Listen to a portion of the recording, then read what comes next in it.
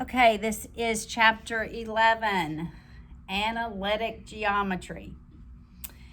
And this will be lesson 1. So in this chapter, we're going to talk about a couple of graphs that we've not done. We're going to talk about ellipses. Today, particularly, we're going to talk about ellipses and hyperbolas. And we talked very little about this in Algebra 2. But an ellipse and a hyperbola is an intersection of a plane with a cone. And you can see those pictures on page 691, which is just before the first lesson. So for a circle is created when you intersect a plane with a cone where that plane is perpendicular to the ground. All right? The ellipse is anything, an intersection of a plane with a cone in any other manner other than that plane being parallel to the base. And a hyperbola is where it slices both of the cones. You see that? Mm-hmm.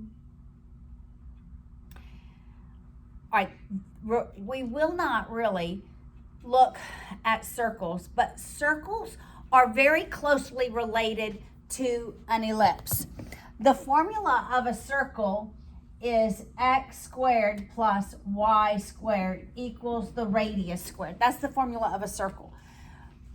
What happens to that formula to make it an ellipse is the focus, what's called the focus points are moved. And the vertices with a circle, if I draw a circle, the distance from the center to any point on the circle is obviously the radius, and it's all equal, right? So the difference between a circle and an ellipse is we now have an elongated portion such that it's been stretched out. All right, so there's going to be a lot of new vocabulary today. So it'll be important to understand the vocabulary for this lesson, because if you can get it for this lesson, the hyperbola is just the same. The only difference between the formula of an ellipse and the hyperbola is this sign right in the middle. It's a minus. That's the only difference, right? In the formula. All right. So let's talk about the ellipse. Here is what an ellipse looks like if I were to draw it on the XY coordinate system. An ellipse can look like this, where the elongation happens on the x-axis, or you could rotate it 90 degrees. And it can look like this, where the elongation happens on the y-axis. Now, with an ellipse, there are really 3 points that are key to an ellipse, other than every point that lies on the ellipse, you know, is an XY coordinate pair, right? There's something called focus points. Singular is that, but I always say it's a focus point. All right? And they will always be labeled with the letter C. Your focus points will always be labeled with the letter C. So what is the focus point? The focus point really dictates how elongated that ellipse is. So if I had a pretty fat ellipse, you know, you can have a fat one. My focus points are probably closer to the end. Or no, they'd be further in the middle. Closer in the middle. If I had a really narrow one, like you could really have a narrow one, right? if they would be closer to the end, because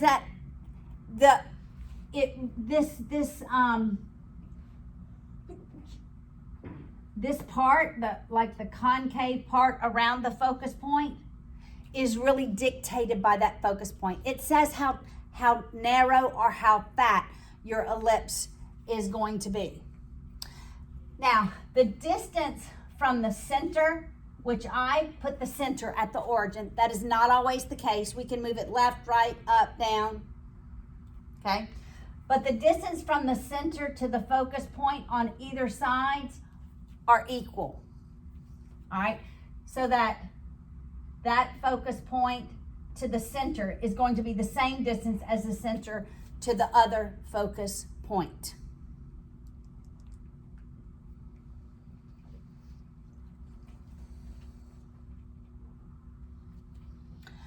All right, there are vertices as well. Remember when we had parabolas, right? There was a vertex. The vertex was where the axis of symmetry was, right? Such that the left side of the parabola was a mirror image of the right side. The vertex is also the place where it switched directions, right?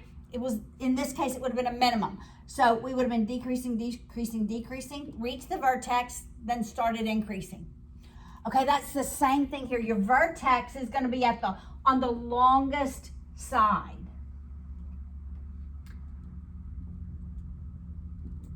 And they're going to be A.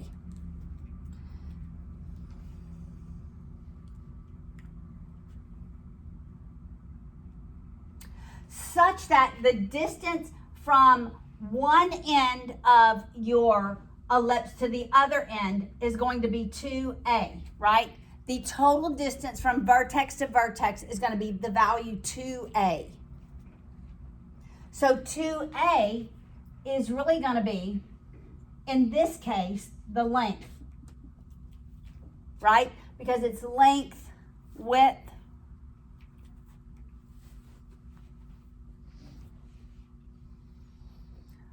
all right, so A is really our vertex. And it's really the vertex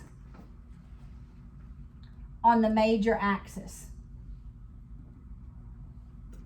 So there's a major and a minor axis.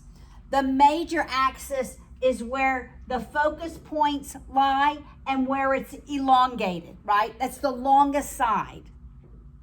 The minor axis in this case would be Y. But we still have a value, and that is going to be B. So B always lies on the minor axis. Which the minor axis is the place that the focus points do not lie on.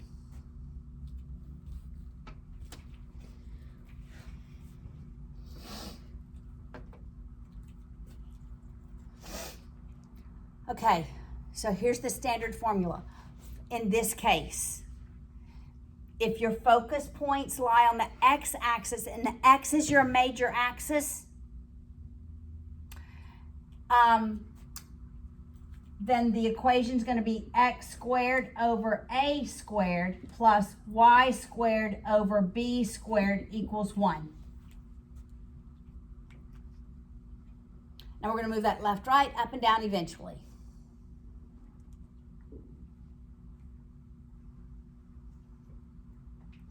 In this case, the coordinate values of my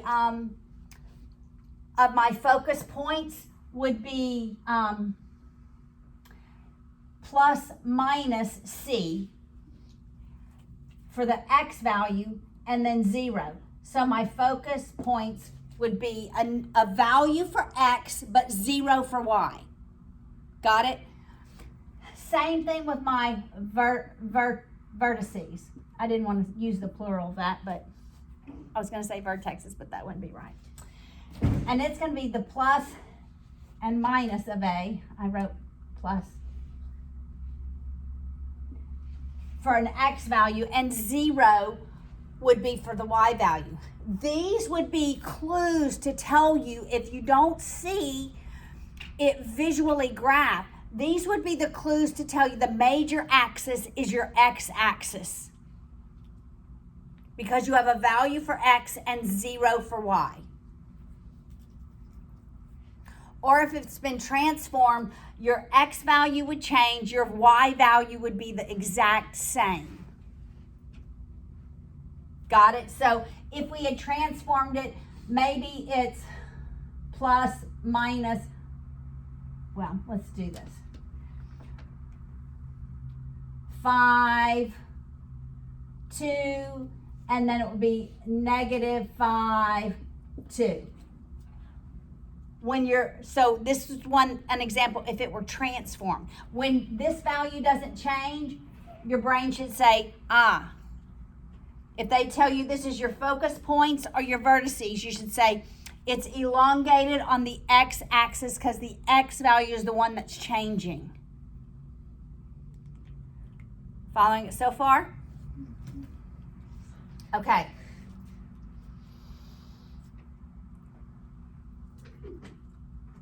So if it was -2, 2, then it would be on the, if like, in that, and if it wasn't.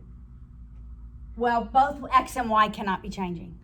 No, I know. If you changed both 5, if it was 5 and 5. Right. And -2 and Right. 2. Yes. Then you'd say, oh, it's going to look like this. Yes, exactly.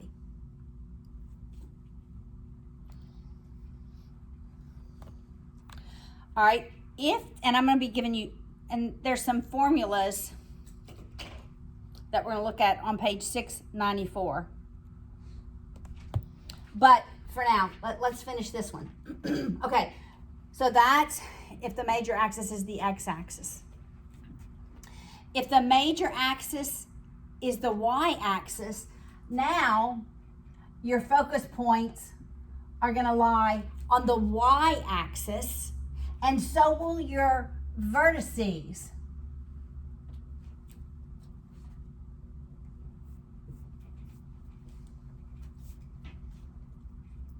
So now y is the major axis. Notice when x is the major axis, a squared is under the x value. See that? Because a lies on your x-axis.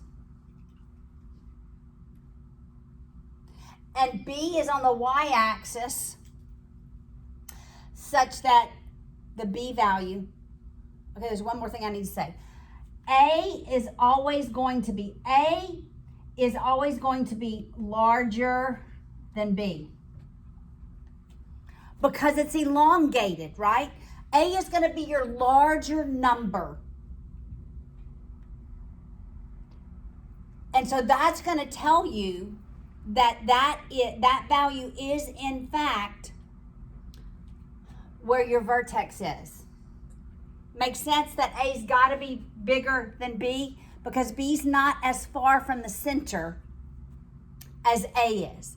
The A value will always be a larger value than your B value. So the only difference here is now, well, and then we have B on your minor axis. So the only difference with the formula is in the denominators, because B now lies on the x-axis and A now lies on the y-axis. That is the only difference.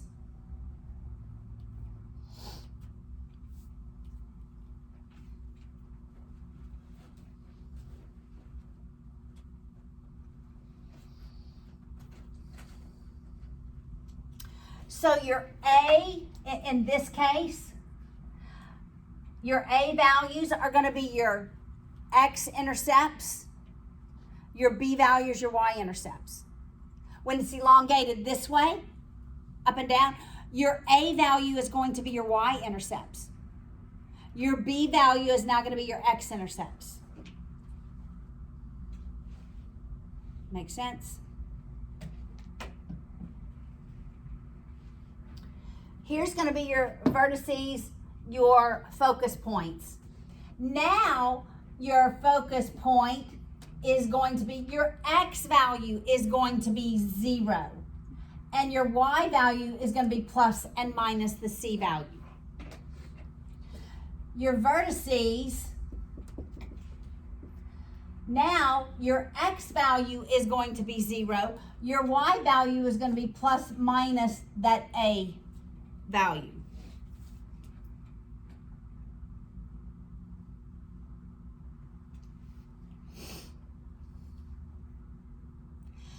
And the way to calculate C doesn't change. It doesn't matter what this looks like. So I want you to think Pythagorean theorem on how to calculate C. The value of C is equal to the square root of a squared minus b squared. C will always, you can always calculate your focus points by taking the square root of that. So think Pythagorean theorem, because there are triangles created between the A, the B, and the C value.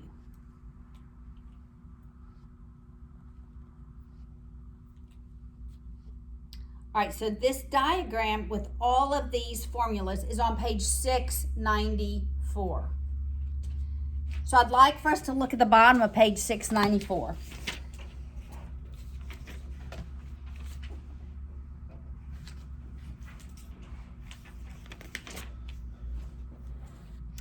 Notice in both of the ellipse, so this is how we're going to draw some differences between the ellipse and the hyperbola. Notice between in the ellipse, the focus points are inside the ellipse. That's not true with a hyperbola. It's inside.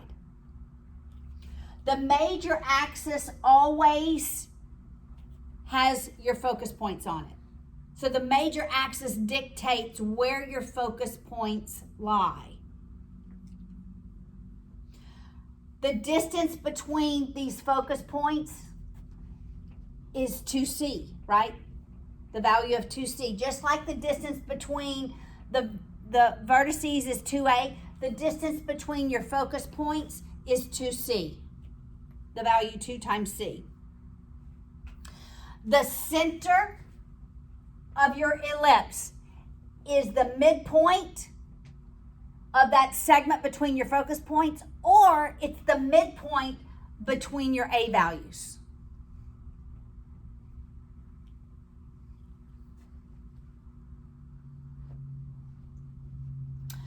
Such that if you could find the midpoints. The midpoint between the A values is the Center, yes. So you could add them and divide by 2, just like the midpoint formula for anything. You could say A plus the other A value, which is probably going to be a negative number, divided by 2 is going to be the center of the ellipse.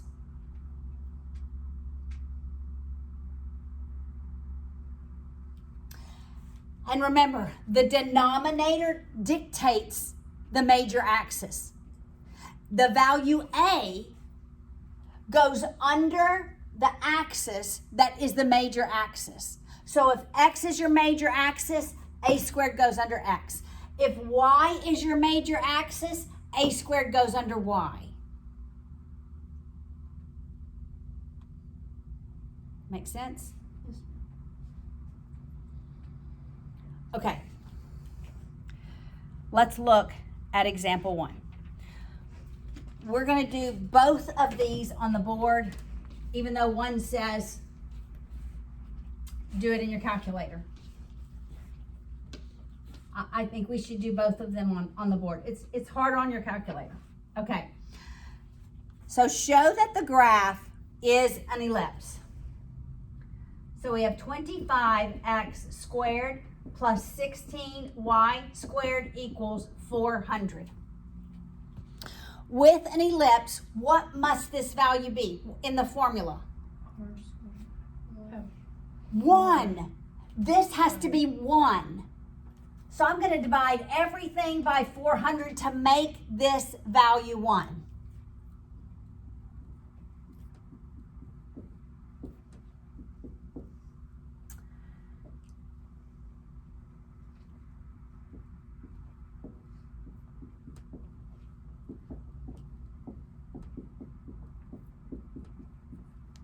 All right, now let's simplify. How many 25s in 100 and 400? No. Not 8, but 16. 16. So that becomes 1, that becomes 16, right? So that's x squared over 16. How many 16s in 400? 25. Exactly. Y squared over 25 equals 1. What's the larger number, under x squared or y squared? Y squared. Y squared, so that's going to be my major axis. It's going to be elongated this way. But remember that denominator is a squared. So it would be So what is my a value? 5. It's going to be 5. And what's my b value? 4. 4. So I'm thinking plus and minus 4 is what I'm graphing on that y-axis. I'm thinking plus and minus 4 on the x-axis. Where is my focus point gonna lie? Well, I'm gonna use the formula. Go ahead. Do square root of 25 minus 16, which would be square root of 9, which is 30.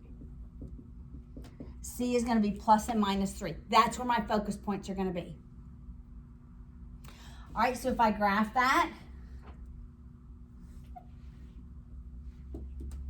I know I'm gonna go up 1, 2, 3, 4, 5. I'm gonna go down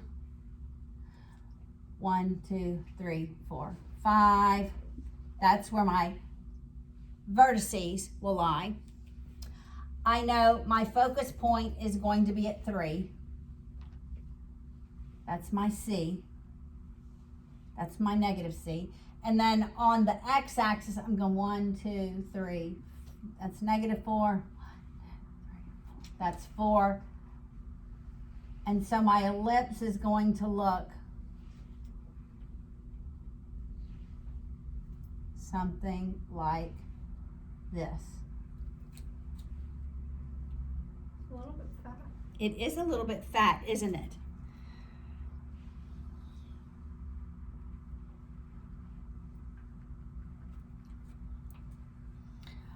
All right, let's do the same thing with example 2. Okay, you feeling good about this so far? Yeah, pretty good. All right. If you lock this down, there's only one little change with hyperbolas, and so you'll get it. Okay, look at example 2. Now we have 4x squared plus 9y squared equals 36. What's my first step? Divide everything by 36. Divide everything by 36 to make this equal to 1.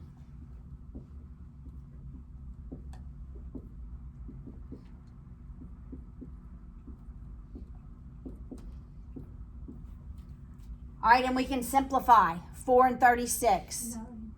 9 will be in the denominator here because that's 1, that's 9. And this is going to be 4. 4 in the denominator. What's my major axis? X. Why?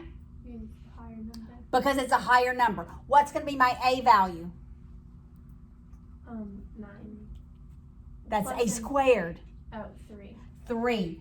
A is going to be 3. And my B value will be 2. 2. What's my C value going to be? 13. Subtract them. That's the only difference, is you are subtracting and not adding. C equals the square root of A squared minus B squared. So C is going to be the square root of 5. 9 minus 4 under the square root. Got it? So that's a little larger than 2. I know my x-axis is the major axis. I'm going to go over -3. That's my a value. A little bigger than a is my focus points, my c value. 1, 2, 3. There's my, it's probably closer to 2. It's my c value. My b value is only going to go up 2, down 2. So my ellipse looks like this.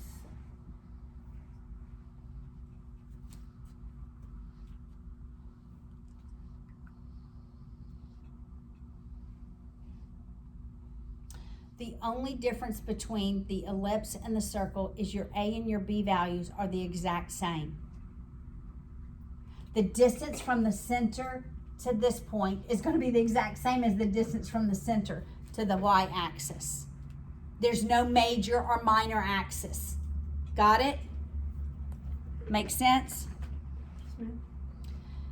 All right, let's look at example 3. All right, so that's graphing them.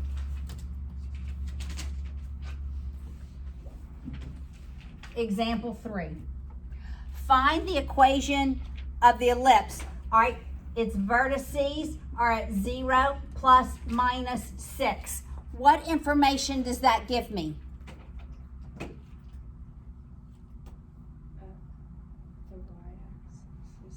The y-axis is the major axis, okay? I'm just going to write myself a note. Okay, my vertices are going to be on the y-axis. It's going to be elongated up and down, all right? And we have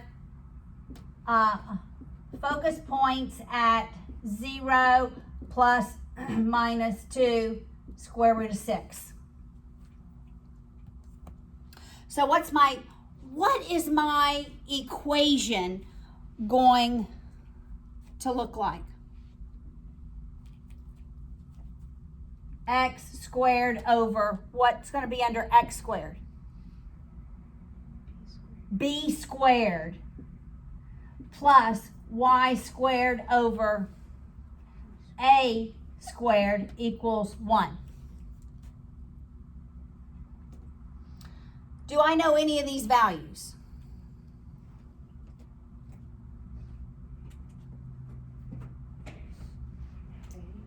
I know A. So it's going to be x squared over b squared plus y squared over what number?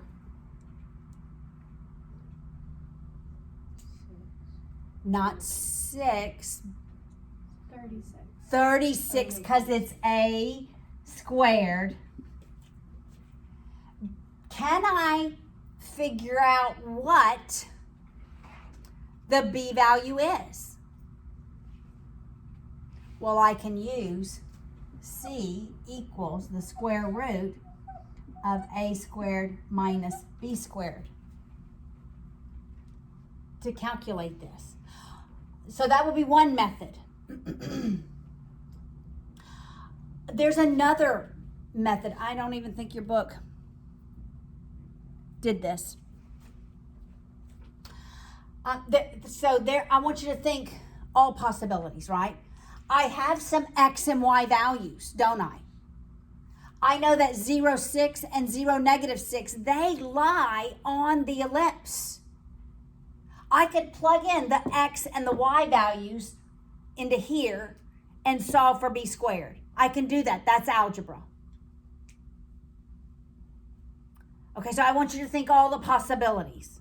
All right? See, this doesn't lie on the curve. Your vertices does lie on the curve. Okay? All right, so if I squared both sides, then I end up with c squared equals a squared minus b squared. And then I can plug my a and my c values in. So this is 2 square root of 6 squared equals a squared, 6 squared minus b squared. What's 2 squared root of 6 times 2 squared root of 6? 24. It's 24 because it's 4 times 6. So that's 24 equals 36 minus b squared. You subtract the 36 from both sides. What is that? 12, negative 12 equals negative b squared. Make them both positive. Right? Take the square root. What's the value of b? 2 square root of 3. 2 square root of 3. So I really could write it x squared over 2 square root of 3 plus y squared over 36 equals 1.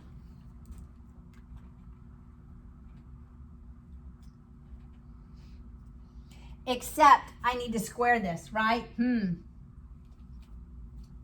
Because it's b squared under there. So there would be 12. Right, so it's x squared over 12 plus y squared over 36 equals 1. And I can graph it. Let's go ahead and graph it because practice makes progress. All right, let's graph it here. I'll erase some of this. I'm gonna move that down a little lower.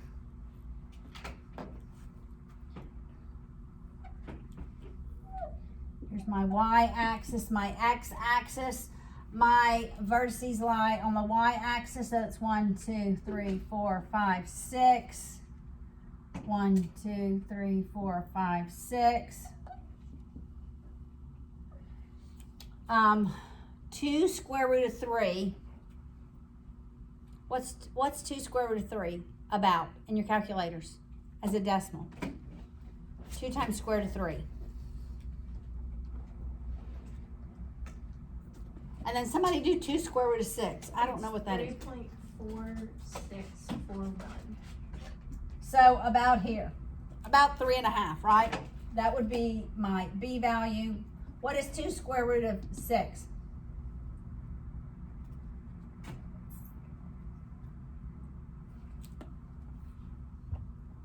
It's about 2 times 2, 4. It's about 4.89. A little more. So that will be my focus points. And my ellipse would look like that.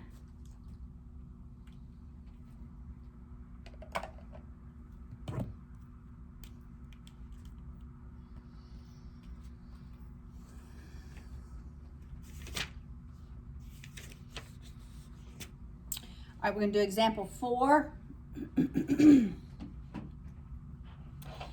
And then we'll look at some homework. Okay.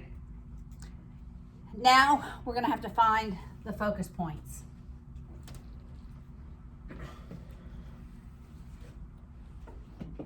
But we're going to use those formulas that we know. Okay. The Whispering Gallery at the Museum of Science and Industry in Chicago is elliptical in shape, with a parabolic dish at each focus. The shape of the room and 2 parabolic dishes carry the greatest sound from one focus to the other. The width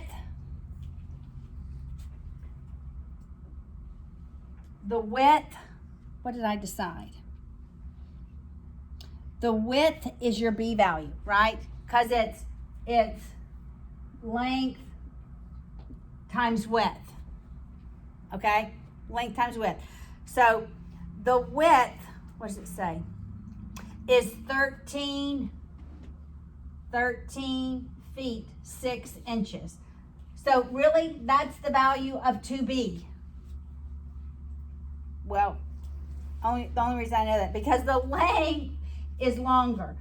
It is, so this is going to be my a value, is 47 feet 4 inches. That's going to be 2a. So it's giving me those 2 values. Find the equation, sketch a graph, find the focus points. All right, because the length is more than the width, what axis will what's going to be the major axis? X, that is correct. X will be the major axis. All right, but we have to find the value of A and B, we have to figure out half of this.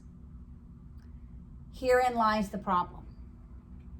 Because we're in feet and inches. Okay, so let's take half of 47 and half of 4. Half of 4 is 2 inches. What's half of 47? What's half of 46? So it's 23 feet, and then half of 1 foot is 6 inches. Okay, that's the easiest way to do this, guys. So really half is 23 feet, 8 inches. But now let's convert that to a decimal. It's really 8/12, right?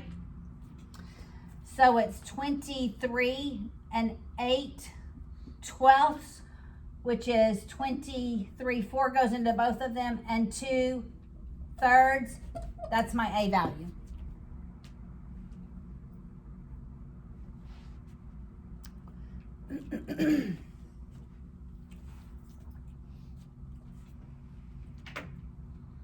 All right, now let's do the same with B. Half of 6 is 3 inches. I don't believe they did it this way. They just told you the answer, but I feel like I got to walk you through this because, all right, half of 13, I don't take 13, I take half of 12, 6. which is 6 feet, and then I have another foot I have to split, 6 inches. All right, so that's 6 feet, 9 inches, but I'm going to say it's 6 and 9/12. Then simplify that to 6 and 3/4.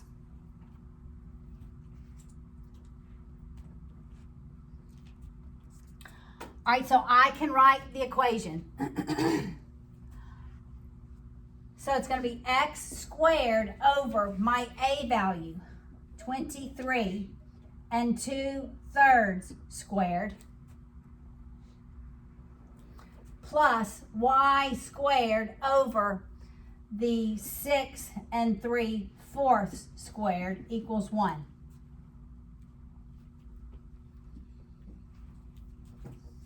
Okay, so let's square this one. All right, so it's 23 and 2/3. I want to make it just a fraction. So 23 times 3, I don't know what that number is. What's 23 times 3? 69. Plus 2, 71. Yes. All right, so in the denominator, this is going to be x squared over 71/3 squared. That's easier to square. So someone go ahead and think of that. Plus, or calculate that. Now let's do 6 and 3/4. 6 and 3/4. 6 times 4 is 24, and 3 more, 27, right? 27/4 squared. Okay, now let's equals 1. What's this denominator? I know it's over 9. It's 5,041. What's 27 squared? 729 over 4. Or 16, sorry. 729. Yes. Okay, that's a complex fraction, isn't it? Mm-hmm. Multiply by the reciprocal. What happens? The 9 goes to the x, the 16 goes to the y. So it's 9x squared over 5041 plus 16y squared over 729 equals 1.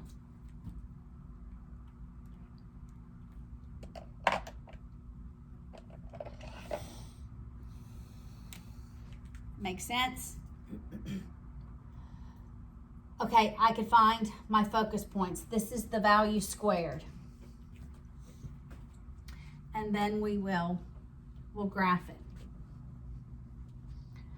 All right, so I'm going to take these values squared. My focus point is going to be the square root of,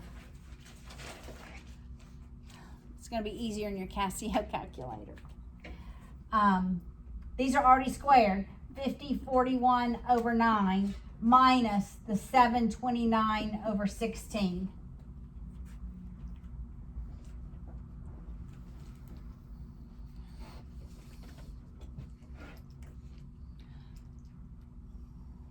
What is this as a decimal? We'll just do it as, although do it as a decimal. What's 5041 divided by 9 as a decimal? And what is 729 over 16 as a decimal?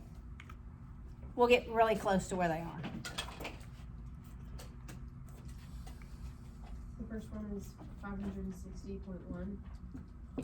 Okay. The second one is 45.5. All right, subtract them and take the square root. And what do you get? Wait, subtract them and then take the square root. And then take the square root. Yes, subtract first, then take the square root.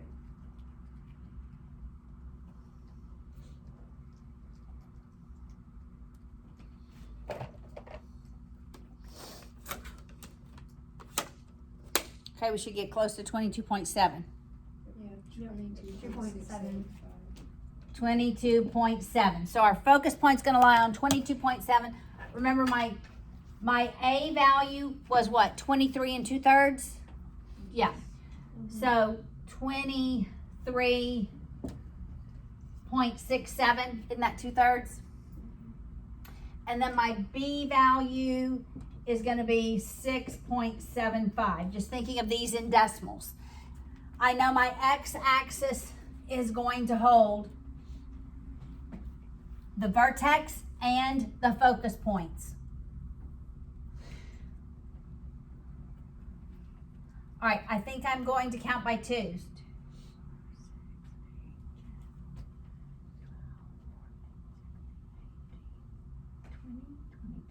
That's 24.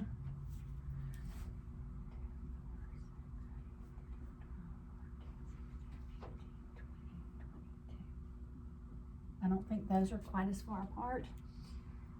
Okay, on my B axis, I need to go down. 2, 4, 6, 8. These are negatives. 8, that's positive. All right, so it's almost to here is going to be my vertices. My focus points are going to be about there, 6.75. That's going to be my B value. So my ellipse is going to be, well, kind of, sort of. This was harder to draw. But it's a long, narrow building.